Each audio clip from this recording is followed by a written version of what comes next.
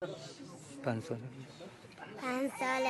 5 years old, 7 years, 9 years, 6 years old. These are girls already sold into marriage, many too young to even know their own ages. 8 years, they're often prompted by their guardians.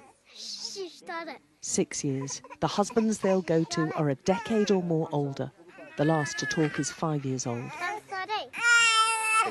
The youngest, in her father's arms, is a 7-month-old baby given in lieu of medical bills.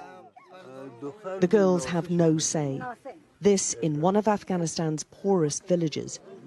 And the deprivation here means girls are being sold into marriage earlier and more often.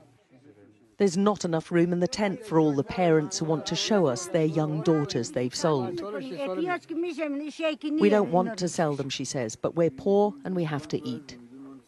Hajira had fetched an above-average price, more than $6,000.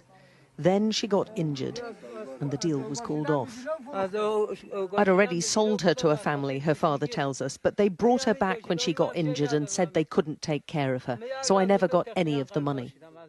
Now he's on the hunt for another buyer.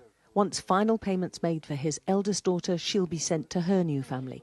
She wants to study and is too young to question what's happening. When you got married?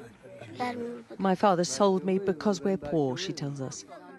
That's what we're told time and again. And in this remote village, it was hard to find anyone who hadn't sold their little girls as payment in kind, to settle debts or just to buy food.